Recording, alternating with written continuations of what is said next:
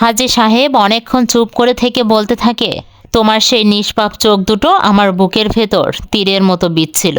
কেউ যেন ফিসফিস করে বলছিল, বাচ্চাটা মরলে তোর নরকেও জায়গা হবে না। আমার দু চোখ বেয়ে জল গড়িয়ে পড়ছিল। একটা ফাইল ঘরের মেঝেতে ছড়িয়ে দেন। ফাইলের ভেতরে অনেকগুলো ছবি, পোড়া লাশের ছবি, আগুন, পোড়া দাগ। এদের মধ্যে অনেকেই বেঁচে আছে। ওরা সবাই চাইছে সত্যিটা বের হোক। আমি বেসমেন্টের চারিদিকটা দেখি। বেসমেন্টের আর একটা পাশে ছোট্ট দরজা, লোহার দরজা। আমি জিজ্ঞেস করলাম, ওটা কি? ইকবাল সাহেবের মুখটা আরো কঠিন হয়ে যায়।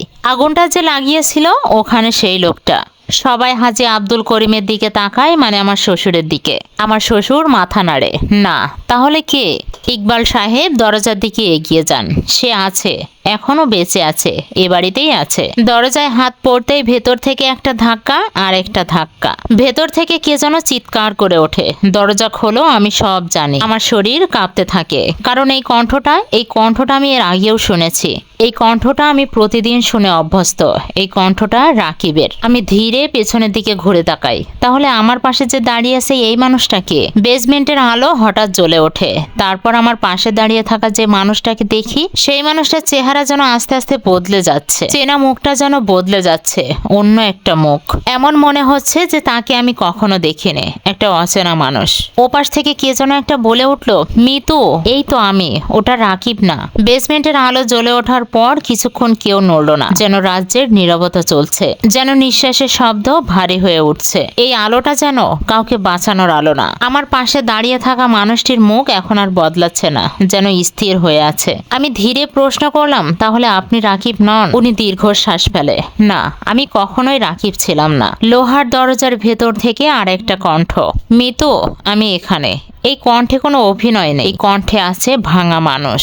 আমি চোখ দুটো বন্ধ করে নিলাম। দুইটা রাকিব, একজন দরজার পেছনে আর একজন দরজার বাইরে। তার মানে এতদিন আমি রাকিব নামে ছদ্মবেশে একটা মানুষের সাথে সংসার করেছি, একদম অপরিচিত একটা মানুষ। ইকবাল সাহেব ফিসফিস করে কার যেন বলল, এবার সত্যিটা বলো। তখন সে বলা শুরু করলো, আমার নাম শফিকুল ইসলাম। সেই 15 বছর আগে আমি ছিলাম হাজী সাহেবের কাছের লোক। হাজী আব্দুল করিম সাহেব চোখ দুটো নামিয়ে নেন। এর মানে উনি সবকিছু স্বীকার করছে। শফিক ছিল সেই মানুষ যে আগুন লাগার পর ঘরগুলো চেক করত, যে ও ঘরে আর কেউ বেঁচে আছে কিনা।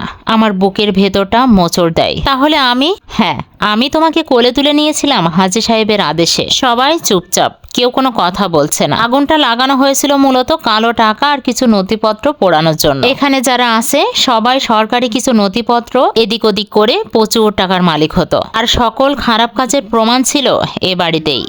কেউ যেন কোনো কিছু বুঝতে না পারে, এই জন্য তোমাদের ফ্যামিলিকে এই বাড়িতে বাসা ভাড়া দেওয়া হয়েছিল। কিন্তু ভেতরে যে বাচ্চা আছে এটা আমাদের প্ল্যানে ছিল না। তাহলে আমাকে কেন বাঁচালেন? শফিকুল চুপ করে থাকে। তারপর বলে, তখনও আমি পুরোপুরি খারাপ মানুষ হইনি। ইকবাল সাহেব লোহার দরজার দিকে এগিয়ে যান। এখন দেখো ওকে। ভেতরে বসে আছেন একজন ক্লান্ত মানুষ, চোখ ভর্তি অপরাধবোধ। মানুষটা কথা বলার আগেই আমি বুঝে যাই এই চোখটা আমি চিনি, ছোটবেলায় দেখেছি, যার সাথে আমার ছোটবেলা থেকেই বিয়ের কথা ছিল। খেয়াল করলাম রাকিবের চেহারার সাথে শফিকুলের ফেসের অনেকটা মিল আছে, একদম যমজ ভাইয়ের মতো। কেউ হঠাৎ দেখলে আলাদা করতে কষ্ট হবে। রাকিব বলল, আমি ভেবেছিলাম ওরা আমাকে কয়েক মাসের জন্য লুকিয়ে রাখবে, তারপর সবকিছু ঠিক হয়ে যাবে। কিন্তু সেই কয়েক মাস 15 বছরে গিয়ে থেমেছে। আমি হাসলাম। খুব কষ্টের যে মানুষ হাসতে পারে সেটা আজ বুঝলাম। আর আমি সবার খেলার মোহরা হয়ে গেছি। রাকিব কাঁদে। আমি দুর্বল ছিলাম। এই একটা শব্দে আমার মনে হয় সব ব্যাখ্যা শেষ। অর্থহীন কথা শোনার টাইম বা সময় কোনোটাই নেই। সব শেষে হাজী সাহেব বলে উঠল, আগুনটা আমার সিদ্ধান্তে লাগানো হয়েছিল। আমি ভেবেছিলাম সবকিছুর সাথে হয়তো পাপও পুড়ে যাবে। শ্বশুরকে আমি বললাম, আপনি জানতেন আমিও ভেতরে আমার বাবা মায়ের সাথে। হ্যাঁ, আমি জানতাম। তাহলে আমাকে বাঁচালেন কেন? কারণ আমি ওই মুহূর্তে বুঝলাম পাপ কখনোই ঢেকে রাখা যায় না। ওই দিন তোমাকে বাঁচালাম, আর তোমাকে বাঁচানোর পরে আমি ধীরে ধীরে মরতে শুরু করলাম।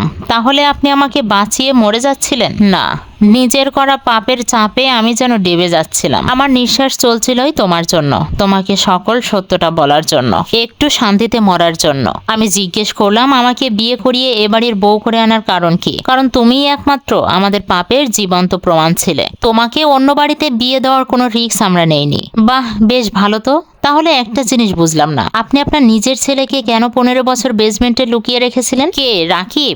রাকিব আমার ছেলে না। কি? তাহলে কি আপনার ছেলে? কেউ না, কারণ আমি কখনো বিয়ে করিনি। আমার শ্বশুরের কথা শুনে নিচে ঢপাস করে বসে পড়লাম। আমার মাথাটা ঝিমঝিম করতে লাগলো। ইকবাল সাহেব কিছু একটা বলতে যাচ্ছিল, আমি হাতের ইশারায় 2 মিনিট চুপ থাকতে বললাম।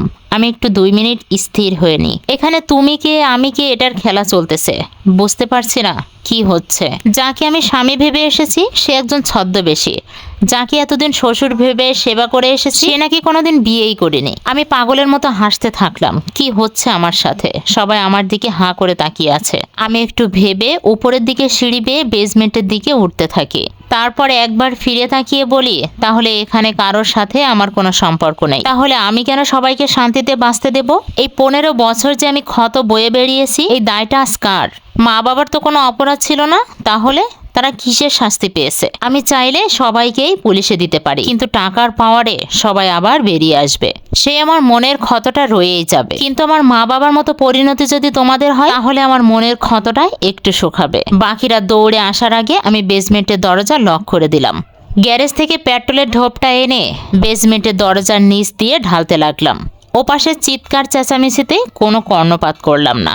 রান্নাঘর থেকে ড্যাশলাইটের বাক্সটা এনে ধরিয়ে দিলাম। ওপাশে চিৎকার বাড়তে লাগলো। আমার 2 চোখ বেয়ে জল গড়াতে থাকলো আমার মা বাবার কথা ভেবে। সেদিন আমার নিরপরাধ মা বাবাও ঠিক এইভাবেই চিৎকার করেছিল, কেউ শোনেনি। আমি ফিসফিস করে বলি, মা বাবা, আজ আমি তোমাদের সাথে অপরাধ করার প্রতিশোধ নিয়েছি। হয়তো অনেক কিছুই হারিয়েছি, কিন্তু তোমাদেরকে হারানোর চেয়ে বড় আর কিচ্ছু নেই। আমি বাসার দরজায় তালা লাগিয়ে দেই, তারপর চুপচাপ হাঁটতে থাকি। আমি জানি না এখন আমার কি করা উচিত, কিন্তু আমার ভেতরে এক অদ্ভুত রকমের প্রশান্তি কাজ করে। আমার শরীরে সেই পোড়া দাগের উপর হাত রাখি আর মনে মনে বলতে থাকি, আজ থেকে আমাকে আর কোনো অতীত পেছন থেকে তাড়া করবে না। আজ থেকে আমি মুক্ত, সত্যিই মুক্ত।